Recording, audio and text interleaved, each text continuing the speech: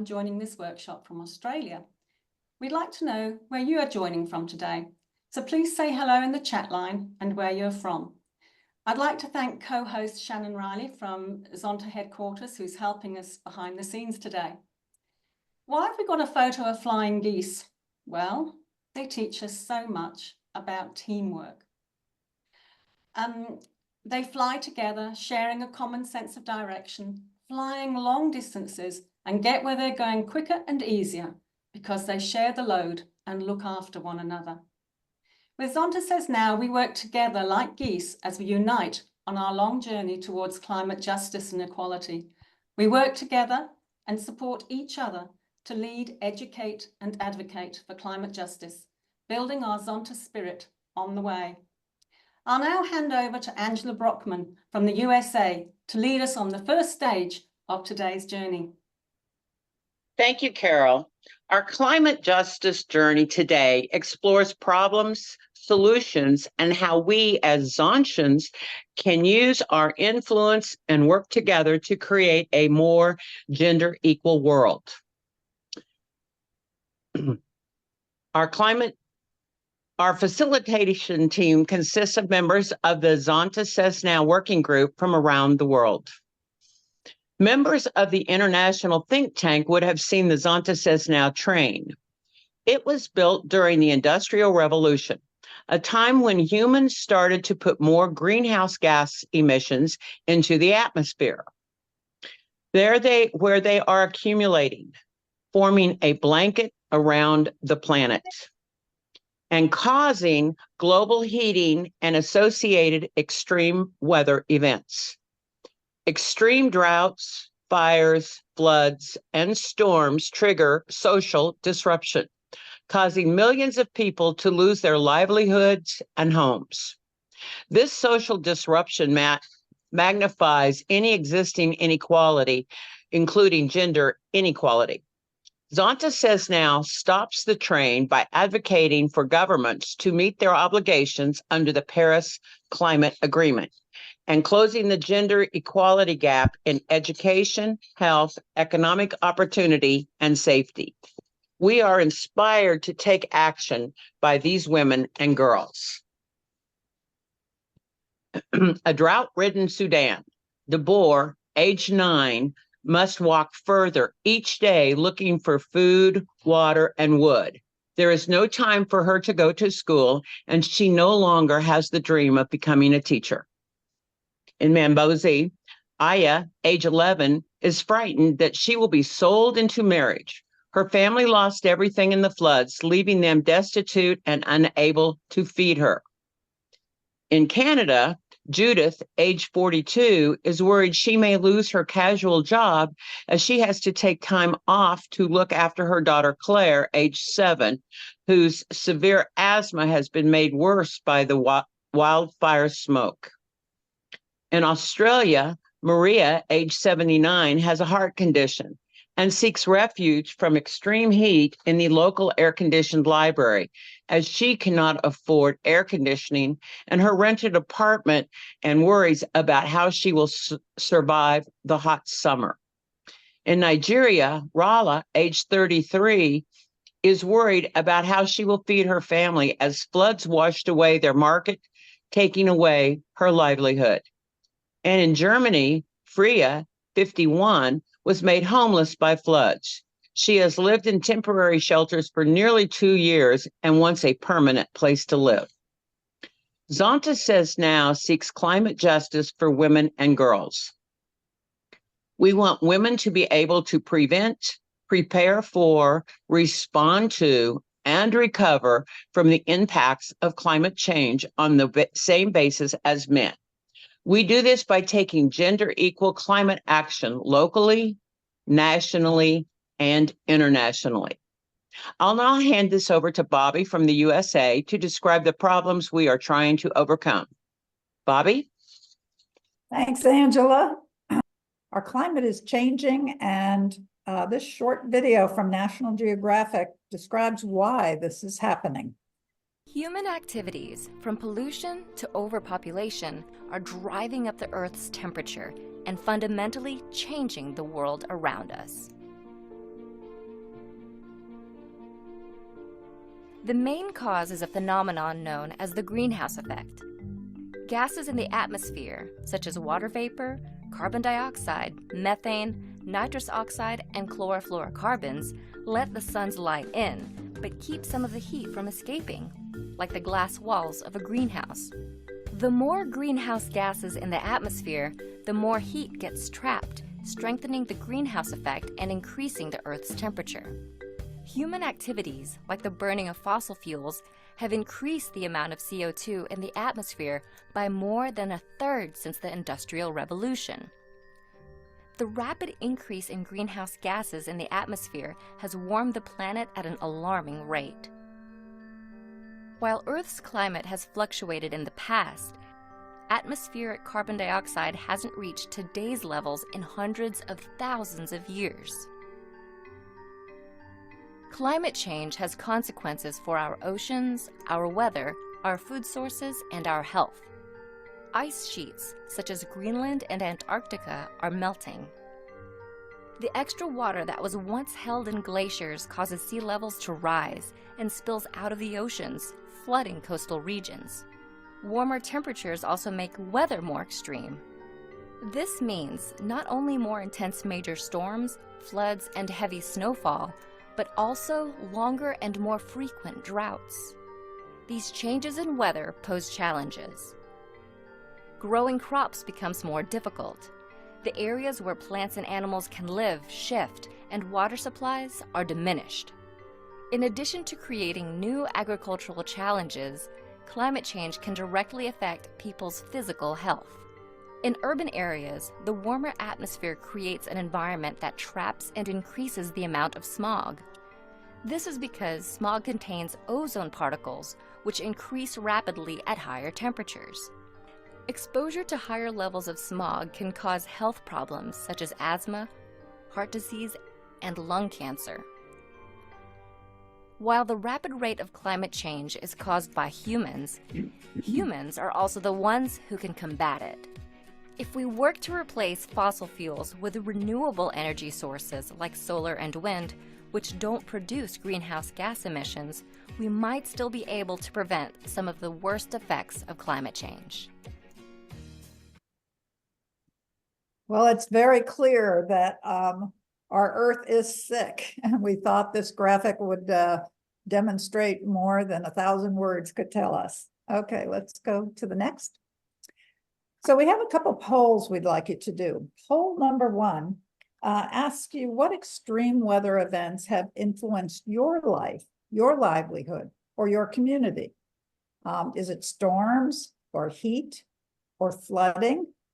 Or perhaps it's drought or rising sea levels or fire, or even the smoke that comes from fires in another country or something else. Can you please answer this? And you can provide multiple answers. Okay, well, you can definitely see for yourself storms and flooding, and actually heat and drought and fire all came in very close together. So we're all seeing effects. All right, let's close this one and go to the next poll. Thinking about all of those extreme events in your community, we're now going to ask you to think about how these affect your life personally. Is it disrupted housing or access to food or water? Or did it disrupt your access to work or education, perhaps? And how about your health and safety or your financial status? Or did the events affect you in some other way that we're not aware of? Please go ahead and take this poll, and then we'll look at the results together. Right, let's look at the results. Okay, disrupted housing, 23% of us.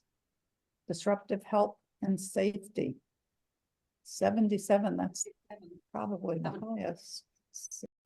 Over the last year, we have discussed and shared our stories in the Intercontinental Think Tank and seen how climate change disproportionately impacts women and girls. So the next 3 videos we're going to look at are drawn from the think tank meetings that we've had during this last year. The statistics may be slightly different now, but they were accurate at the time of the recording. The videos are very impactful, and they bring home to us the importance and the urgency of our work. So let's start with the first one.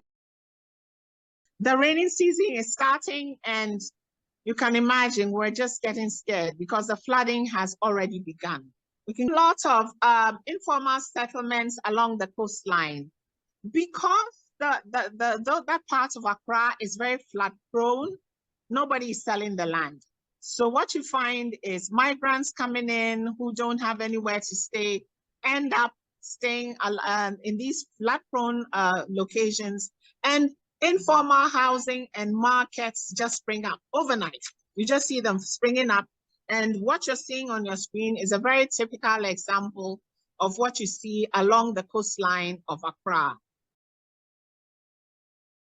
India, the migration from climate change is getting worse. In 2019, we had the cyclone Bulbul in the Sundarbans, formed in the Bay of Bengal. Hundreds of families migrated from the village to safer areas. Climate change have literally forced men and women to move on. What is happening is unprecedented. We already see how countries are drowning, including my own country. And I am from a constituency in the coastal area. Very vulnerable people live there. In fact, most men had left, and there were women who could not move. This is a part of the female-headed households who are left in charge of an entire family. These are young women. They have an old husband or an old father-in-law or disabled children, those who cannot leave. The able men have gone to the town looking for a job, and they have never come back because they never got a good enough job to bring family or take care of the family.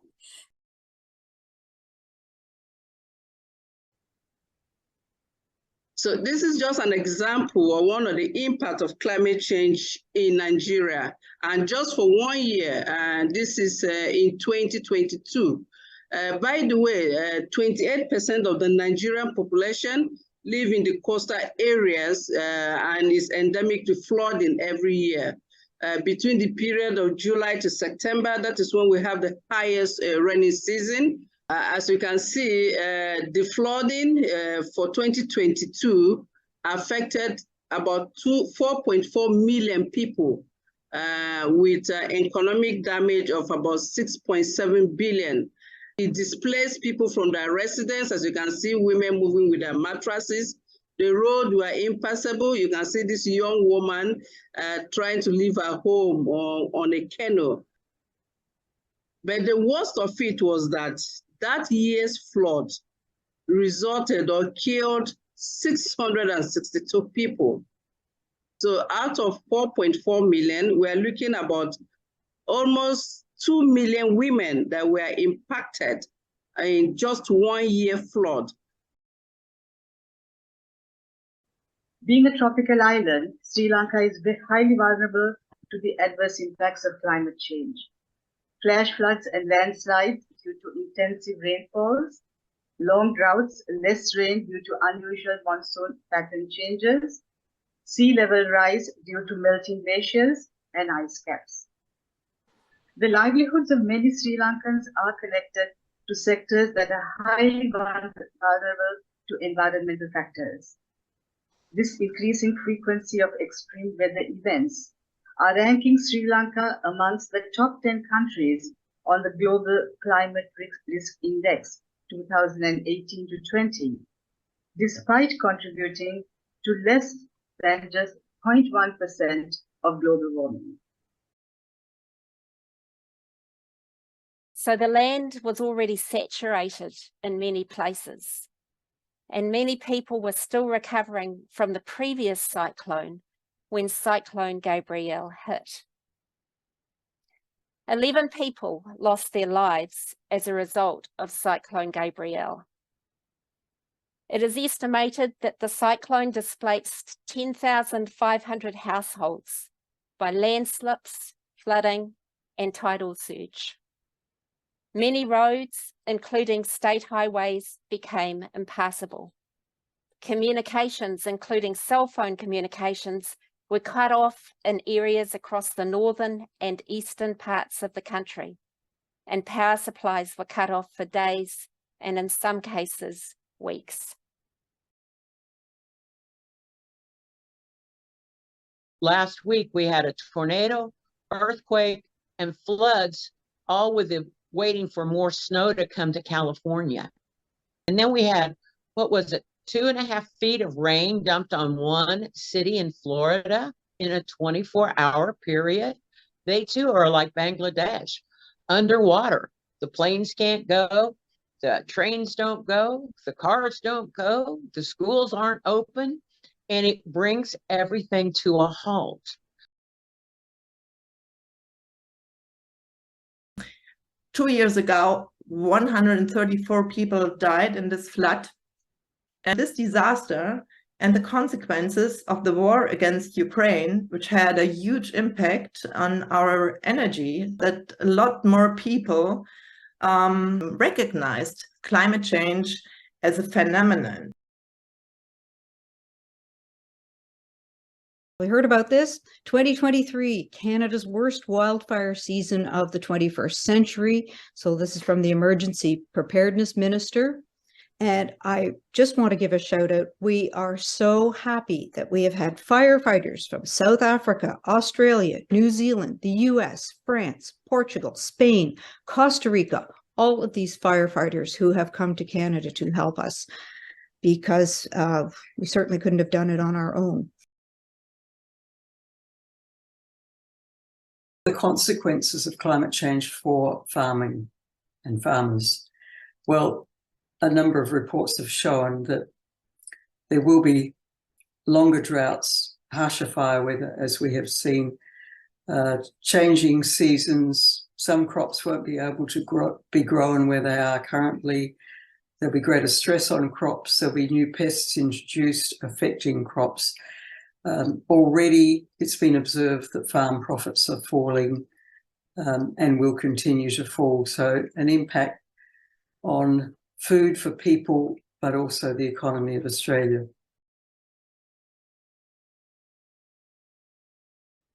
So you see on this picture, the glaciers are melting. There has been some recent talk about using snow cannons to slow down the melting of the glaciers, but experts have already warned that it can only slow down and not stop the process.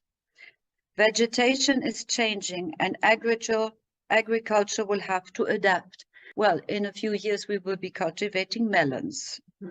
And we have also new hazards, like landslides in regions where we never had them before, due to strong erosion of the soils, avalanches, wildfires, floodings. Last summer, the apricot production was destroyed by 70% by the tsetse mosquito, which we have not known ever before, who recently appeared in Switzerland due to climate change.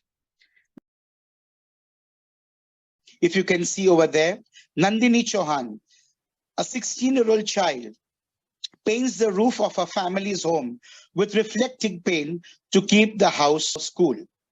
And below, the glaciers in the Western Himalayas are melting, and many glaciers are now receding.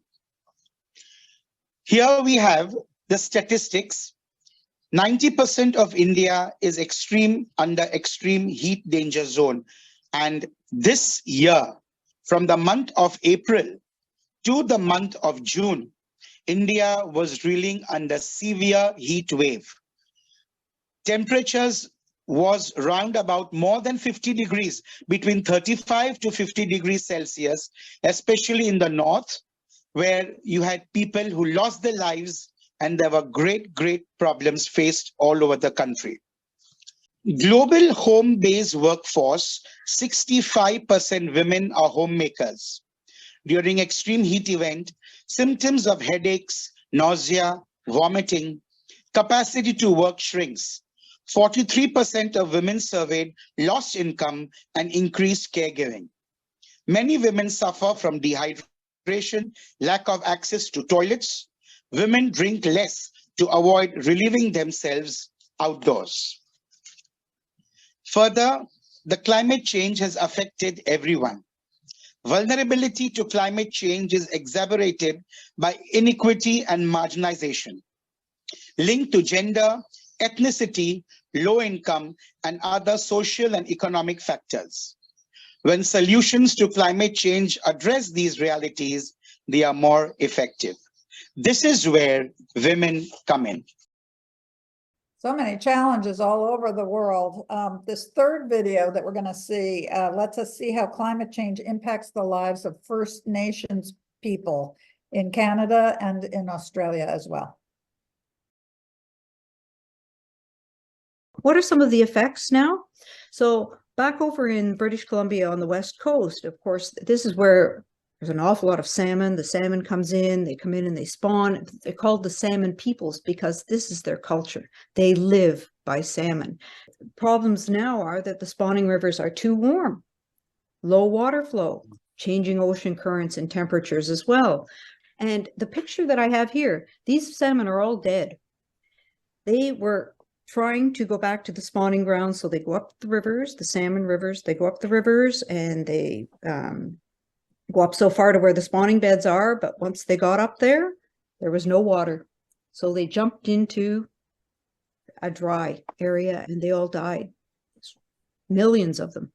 So women are, of course, the main gatherers and preservers, planners, preparers of food in traditional societies. So what do they do? I mean, the whole society that lives on this, yeah, it's been a disaster for them. Impacts on Aboriginal and Torres Strait Islander peoples. These are the world's oldest living cultures. The Indigenous people have been in Australia continuously for 65,000 years. Now, the majority of them live in urban areas, but they are the predominant populations in that centre part of Australia which is mostly desert. Torres Strait Islands is right up the northern tip of Cape York in Australia, so it's in the tropical zone where there's likely to be increased rainfall, therefore potential for increased flood events, sea level rise, and so on. They have a superb knowledge of their land because they consider they're part of the land and they care for country.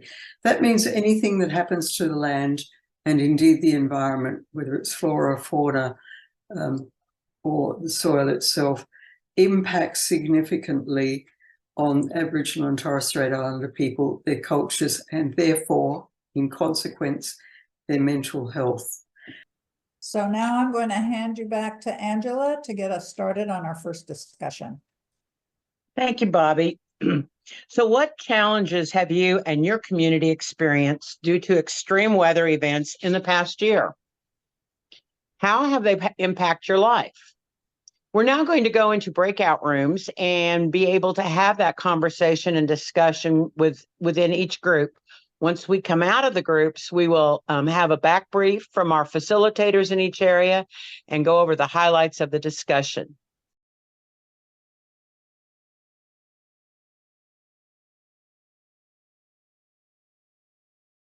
Well, now that we've had our discussions, we'll go to the facilitators and see how what information came out of it. So, Bobby? Sorry, I disconnected myself by mistake and had to come back in. Okay. No worries. We had a very interesting talk. Everybody had some issues going on. Lisa from New York talked about they're no longer talking about preventing flooding, they're talking about flood mitigation. And it's difficult to get insurance now because of all the flooding. And she said in her particular area along the coast, just north of New York City, in 100 years, it won't be there. They're already being told that. But as far as she could say so far, people are not talking about how to leave the area. Just as they probably are not talking about that in New York City. So flood mitigation is the big thing there. And then Pam talked about upstate New York, said that the heat so far is unprecedented. And then, of course, she also talked about the Canadian wildfires turning the skies in New York, and I saw it in Maine as well, orange, and you couldn't go outside because you couldn't breathe that air, or you didn't want to breathe that air for days. And then Jill in Perth, along with Carol, talked about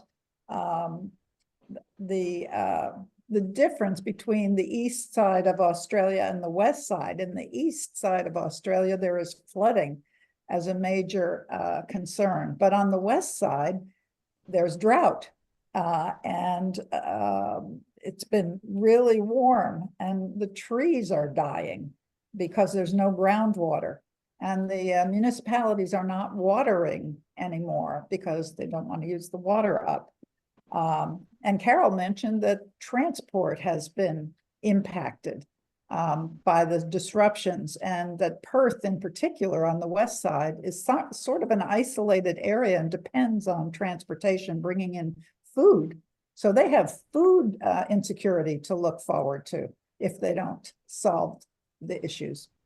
And then let's see, and Carol also said one of the impacts is that she ends up spending the summer indoors, which is giving you cabin fever, I think. And then we had Angela speak about Kentucky in the United States, where she recently experienced an earthquake from a nearby state. And that prompted her to look up what was happening around the world. And there were 9 earthquakes in a short period of time, which is something new, something we haven't, at least in our USA think tank, we haven't really talked about earthquakes yet. So that's something for us to research. And then Jutta from Germany talked about flooding and how there's now a conversation about getting flood insurance because people aren't required to have that. And that this is a major thing on people's minds right now. So a lot of impacts in a lot of different ways in our group, but everybody had some impact. Thank you. Pia, what about your group? Yeah, we have a little short of time in our group, so but the people that spoke had experienced some flooding and heat that causes earlier deaths and sickness, and also wildfires that destroys the air in the States and also here in the Nordics. And what else did we have? Yeah, flooding in Germany, as Corinne talked about, came up, and also from Joyce in Ohio. You told us about the tornadoes, the devastating tornadoes that come more and more often, and also wildfires. So, Julie, do you want to add something from our group? Absolutely. Thanks, Pia. We had a common thread, and one of those, even though we talked about Pia talked about wildfires and smoke and other things, but drought seems to be a commonality in all around. I heard that through Bobby's presentation and ours. We all of us have had some lack of rainfall, and we have some water access problems. So that's it. And then Karen, what about your group? Yes, it was also very interesting, but to be honest, the stories are really very similar, we heard. And what struck me is that there was already a woman telling us she doesn't face so far the consequences of climate change, but she would like to listen to the others. And yes, we had, of course, for instance, from Mary Knight, she told us about Western Massachusetts and a lot of weather extremes like heat and floods, which killed in the end the crops. And this affects as well women, she said, because yeah, there was no fresh food, no vegetables, and then also they see that illnesses like asthma are rising. especially with women who are affected. And Renee Kopok told us from Montana something very similar, and said that also in the tourist region, which was mostly affected by climate disasters, the women who mostly worked there lost their jobs, and as well daycares were flooded. It was a flood, so that they didn't have any place for the children. And they saw also more children in the emergency rooms with health issues. And yeah, the same goes as well, of course, for Germany, that we see that especially elderly women are dying because of heat, and that we also see miscarriages, and that we see an increase of congenital heart diseases. And studies tell that there's a context in between heat waves and these issues. So yeah, and of course we also see a lot of social disruption, and the consequence, we fear that violence, especially against women, is on the rise. So that was it from my group. And we heard, of course, also from South Tyrol. That was also very interesting, of course, because they face this, and not only that the glaciers are melting, they have also weather extremes they never had before. So it's, I think, the same in any region, and we have to really give focus on what this means, especially for women and girls. Thank you. Well, thank you all facilitators. And now I'm going to pass it over to Pia Hultgren from Sweden and Julie Trone from the USA to look at some solutions. Thanks, Angela. As you are aware, in Zonta's strategic plan, Zonta says now identified as Zonta's campaign for climate justice. And the last edition of the Zontanian magazine pointed out that climate justice puts gender equity and human rights at the core of the decision-making and action on climate change. The article described how the Zonta Says Now working group was set up to implement the recommendations in Zonta's statement on climate change.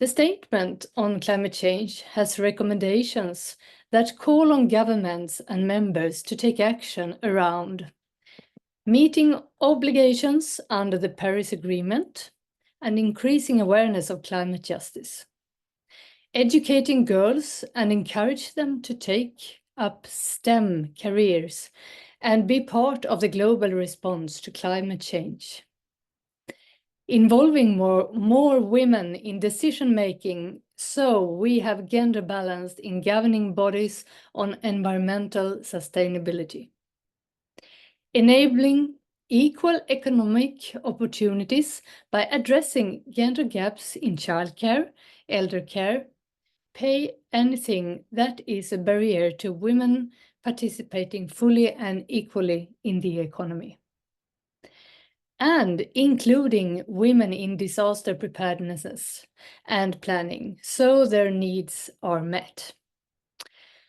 So what action is being taken around the world? Again, we will go to the presentations made at the Intercontinental Think Tank meetings over the last year. The statistics may have changed since then, but they were accurate at the time of the meetings. We have put the actions into the 5 categories from the statement on climate change. Notice how the focus for advocacy changes according to the conditions in a country. For example,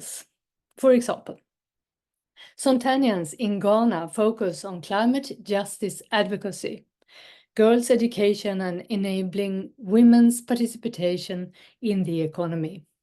In Ghana, there is a problem with thousands of young women leaving their rural communities to seek work as porters in city markets. To encourage young women to stay at home, Zontanians support an income generation scheme in rural communities.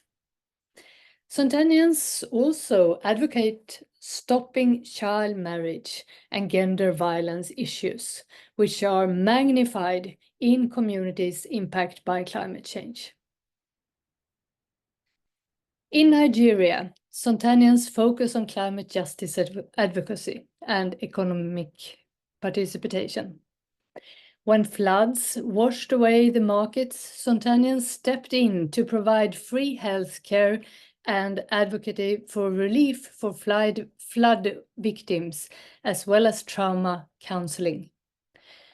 On a practical level, they also provided umbrellas so women could have some shade when they were selling their produce and products.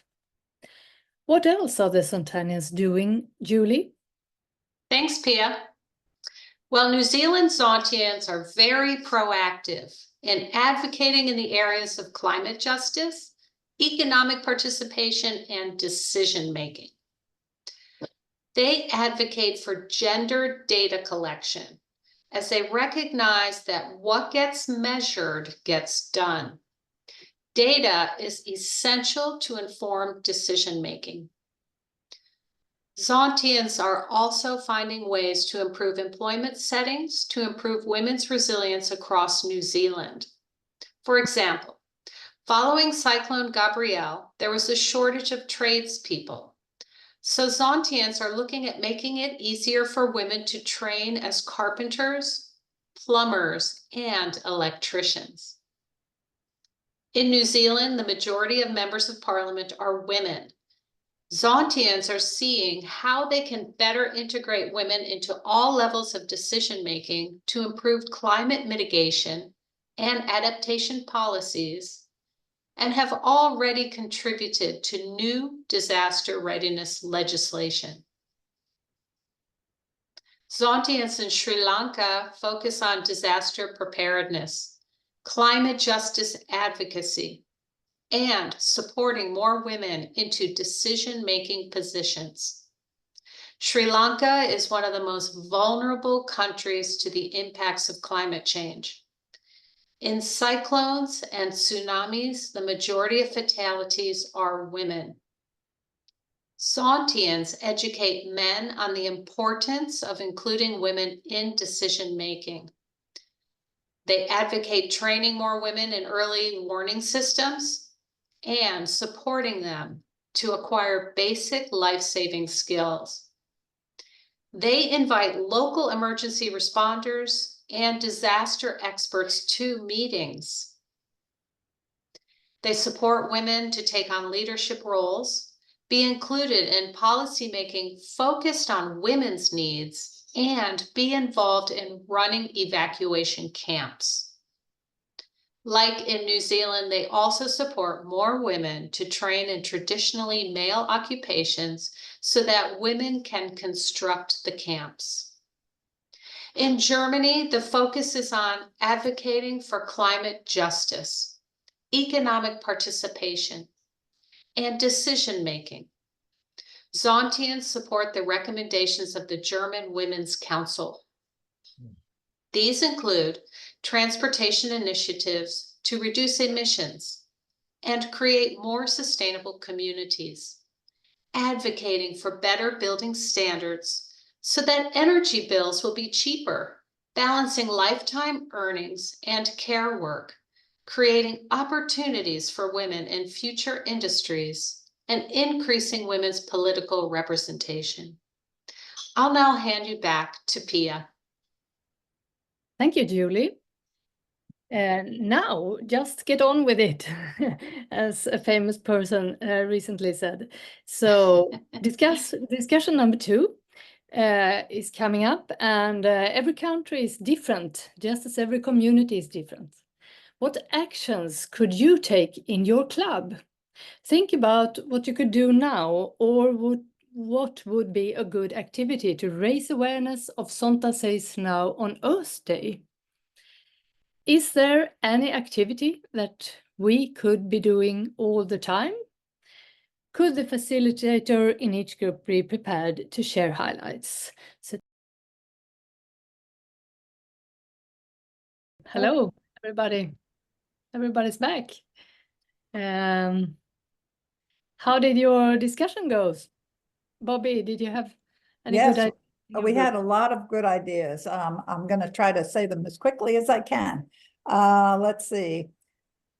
Angela talked about something in Kentucky that they're doing where when they go out to restaurants, they bring with them their own to-go containers. So they're not using styrofoam or any of those plastic containers that we get at restaurants usually.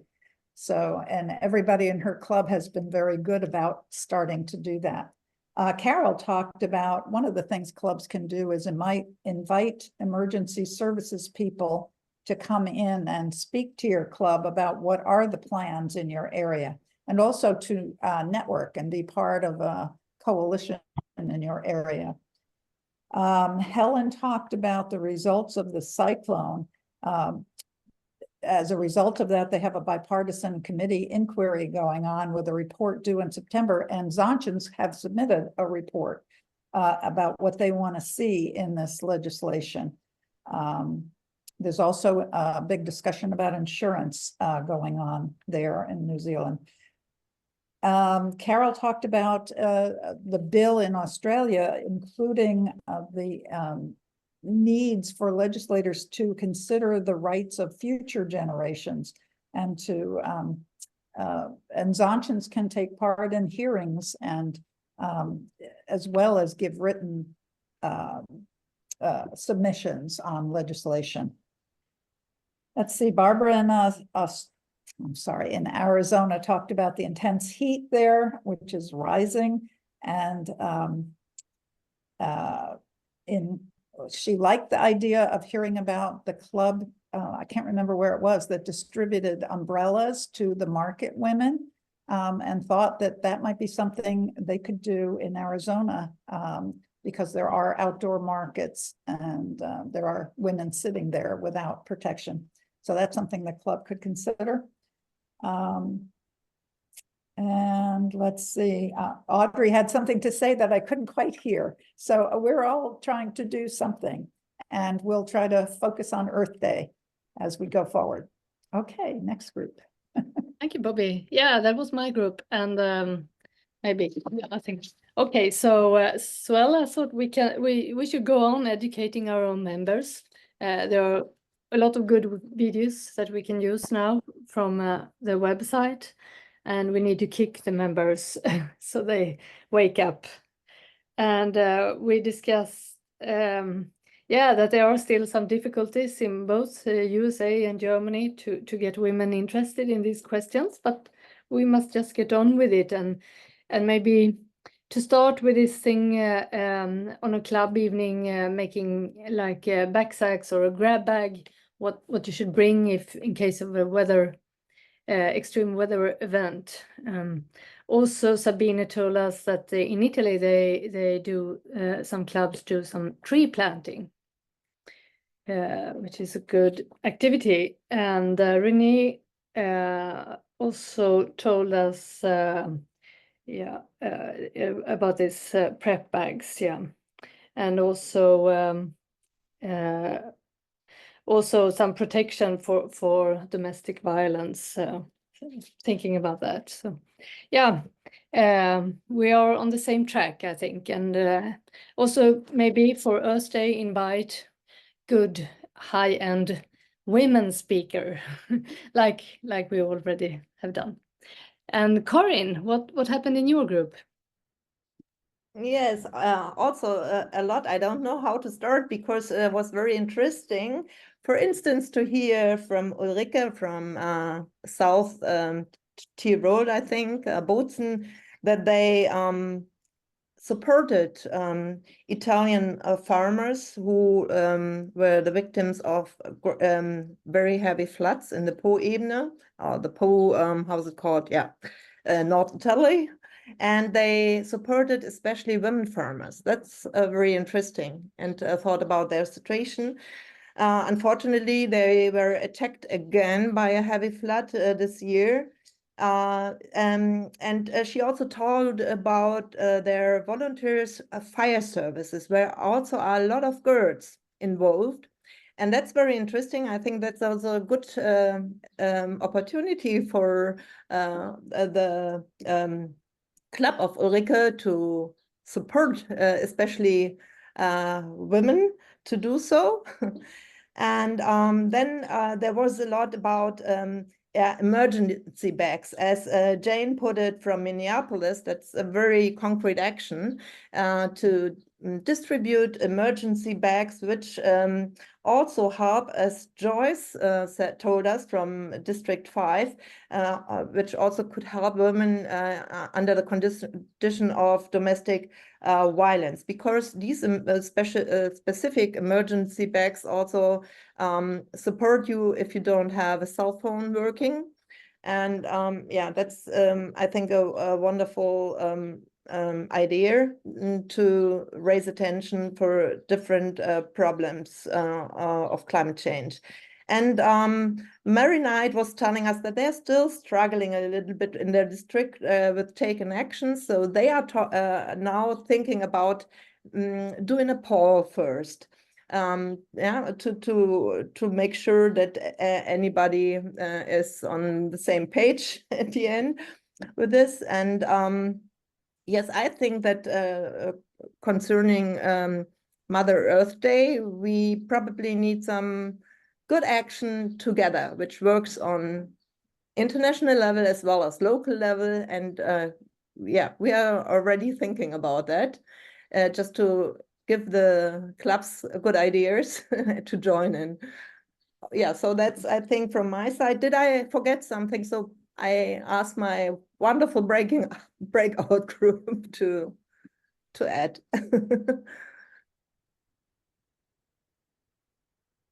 Okay, then we have the last group. Julie, what happened in your group?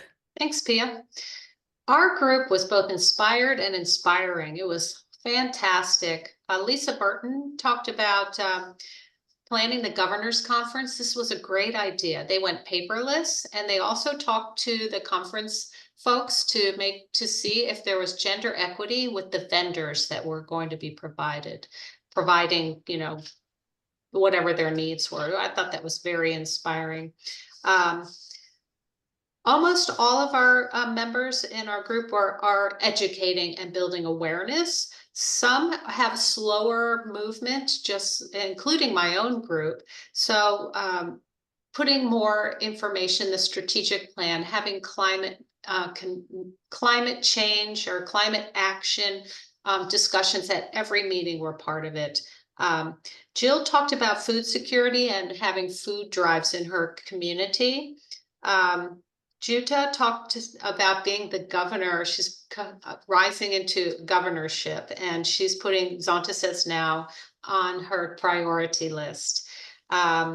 Lori talked about building awareness and encouraging members to attend monthly meetings. And Pam talked about they have a green committee in her city. So they invited the person who was in charge of that to have as a guest speaker to a meeting, which I thought was great.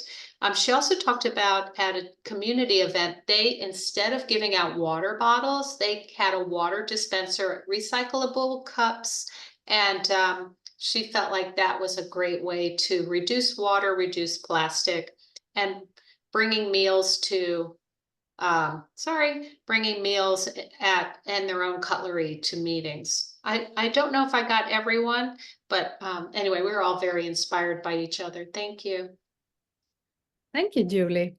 So this was very interesting. Now we go on, and I will hand over to Karin. So yes, we have shown how we can use our influence in our clubs. And we may not realize how influential our individual actions can be. We will now share a few examples of how individual Zontians are using their own passion and networks to work for climate justice. And I started with Pamela Morgan. As you might know, she is the chair of the Zonta International United Nations Committee. and Zonta's voice at the United Nations, as well as the co-chair of the non-governmental organization at the Commission on the Status of Women in New York, NGOCSW, which who are providing, or which provides the platform for civil. So yeah, let's listen to Pamela. Member states of the United Nations take the issue of climate change quite seriously in their quest to achieve the 2030 Agenda, the 17 Sustainable Development Goals. We see that there is actually a relationship to all of them to climate change. In 2016, the UN System Chief Executives Board for Coordination, the CEB, adopted the common core principles for a UN system-wide approach to climate change. And this means that the entire organization was mandated to focus on climate. So for many of us, we think that only one area of the UN is climate focused, but that's far from being accurate.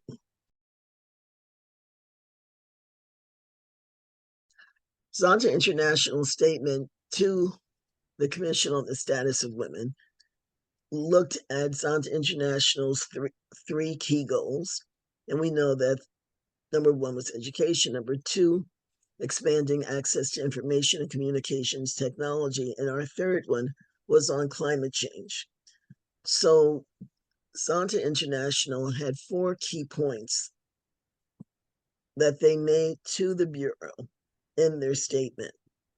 And these are important for members of the think tank to understand, because when you are advocating for what you feel should be in the zero draft, if you're talking to your elected officials, these are 4 points that you need to be able to bring home to them. Yes, there are so many focused on that.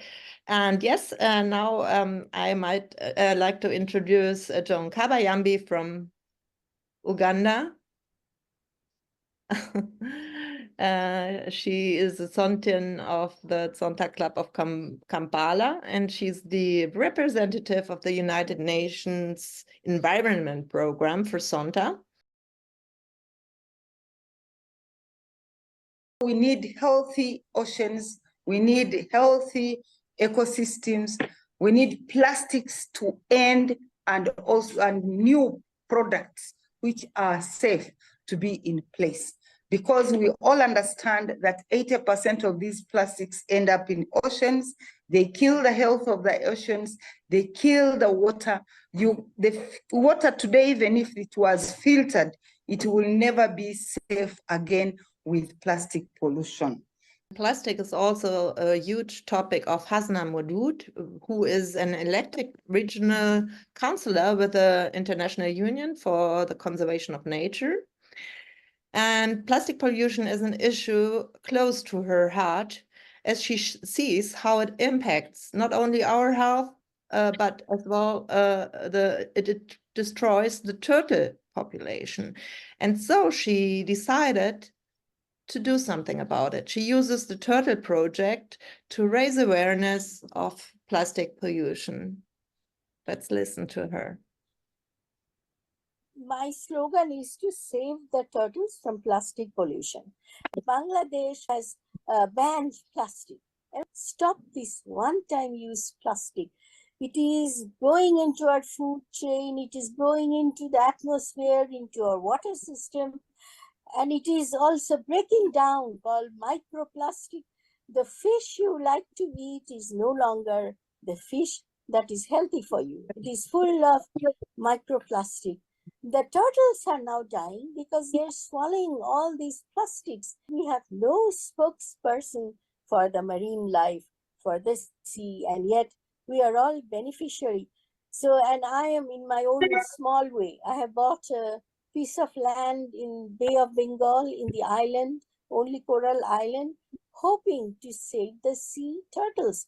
And some of these are extremely endangered, and they are huge animals, huge marine animals, but they have no place to go for nesting, and they have to have land to lay eggs. We have to stop producing the plastic, one-time use plastic, and which is so harmful. It is clogging our river systems are so badly affected. The mangrove is affected. The sea is affected. We need to educate ourselves on the laws of the environment, on the laws of the sea. So yeah, probably remember we heard from Shana Tani. She earlier showed us that over a third of Sri Lanka's population is food insecure, and Farida Lukmanji decided to take action on that. She is self-funding a women's farm in Sri Lanka and now working to extend this project also to Kenya.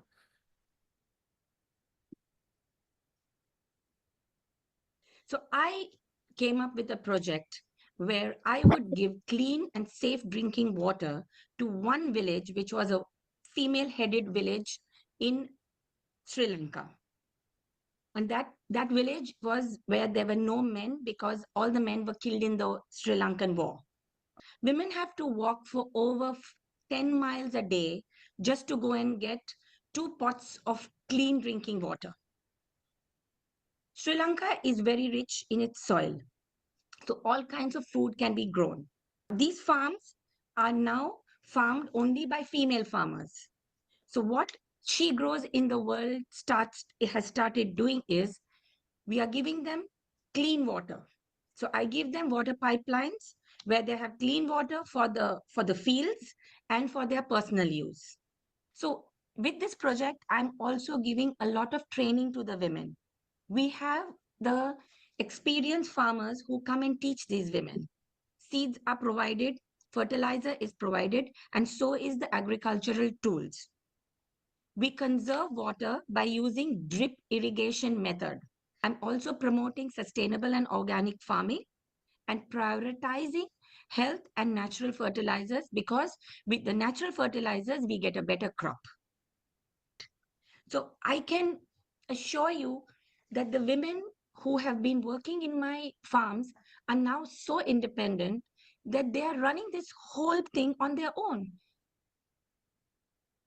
Yes, so we looked at 2 Zontians, Pamela and Joan, who have stepped up to raise Zonta's voice on the international stage. And we also showed 2 Zontians who have used their influence to effect change outside of Zonta, like Farida and Hasna. But we can also take a smaller individual action and be guided by our framework for action.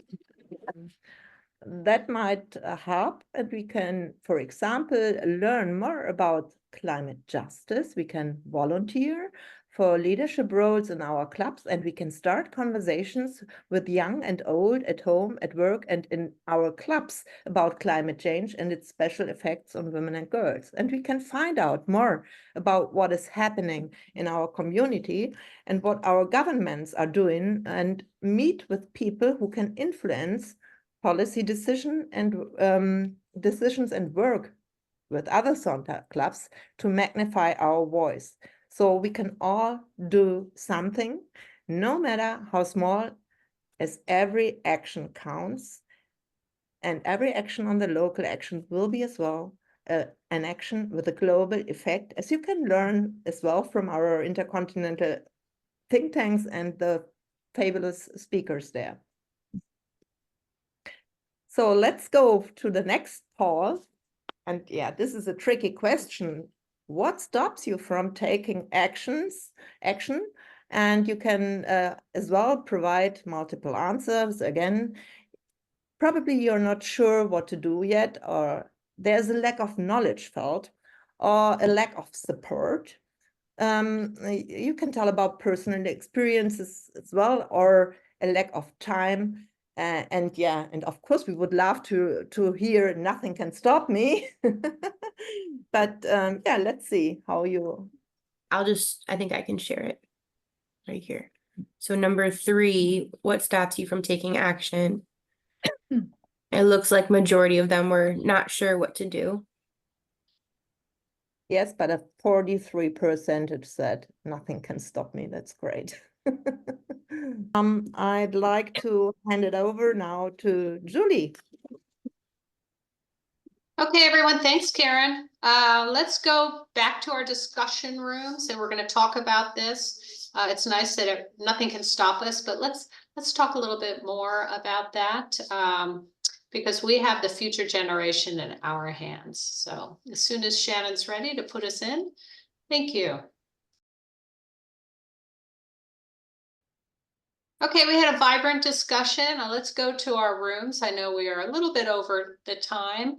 How about we'll start with Bobby and Karen, whichever one of you wants to go ahead and report. I can go. Okay.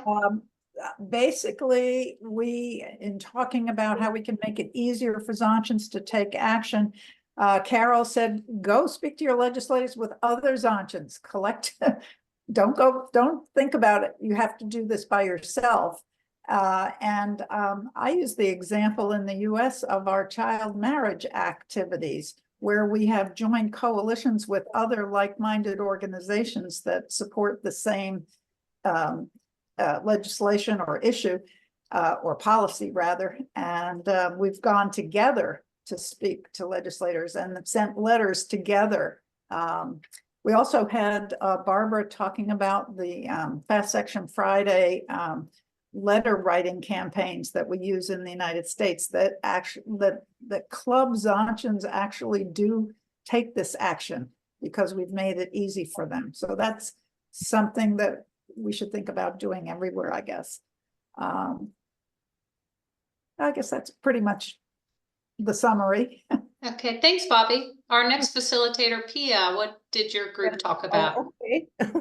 Oh, Karen, I'm sorry. Do you want to go ahead and have a few points? I just love so much Joan Gallo's idea of building grassroots movements with other clubs, joining other clubs, building a huge group then together and handle trash a different way, educating on the danger of plastics, reuse, recycle, rebuild, all those things. And also, yes, of course, provide access to information for anybody.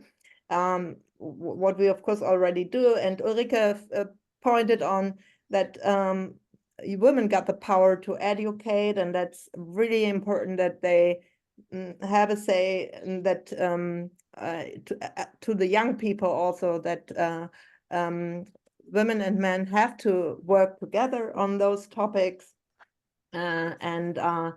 Mary was saying that we are good listeners, so we should listen also to the others and listen to what barriers they feel.